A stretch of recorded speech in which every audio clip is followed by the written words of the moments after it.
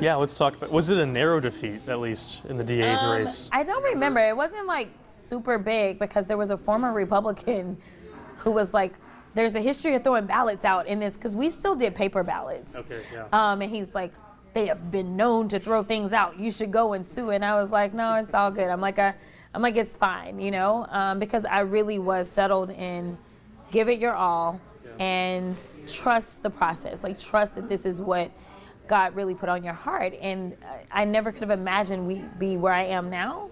But if I had become DA, I don't think I would have ultimately ended up in Dallas and ultimately gone to the State House, U.S. House, and now be running for the Senate. So you were 0 for 1. You moved back to Dallas. You started your own law firm. And then you said, I'm going to take another crack at this, but you're going for, I would argue, a bigger position, going to the State House in Austin. What was was it the reasoning to go spark change for the criminal justice system? Was that the main reason? That was, so still being frustrated with the system, right? 17-year-olds again, as the girl who doesn't have any kids, right? So as I continued to practice law throughout the entire state of Texas, having 17-year-olds get charged with like vape pens and Rice Krispie treats and brownies because they don't understand that as soon as you add anything to whatever flour you have, now you're facing a felony.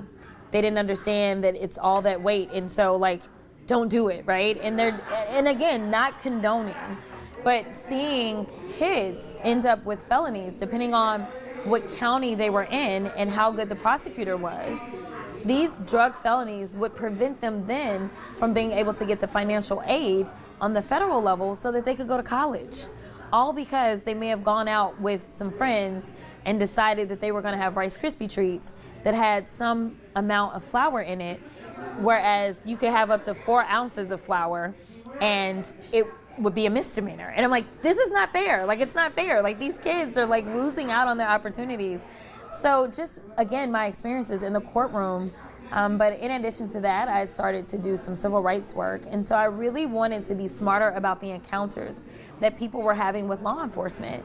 I went in writing a ton of bills myself, like handwriting my bills. Because there were things that I knew were sitting in the code, and I was like, nope, I want to change that, you know? And so I ran, and it was about 10 years later, and I took a lot of things that I learned from that initial run, and it ended up being the closest state house race in the entire state of Texas when I ran.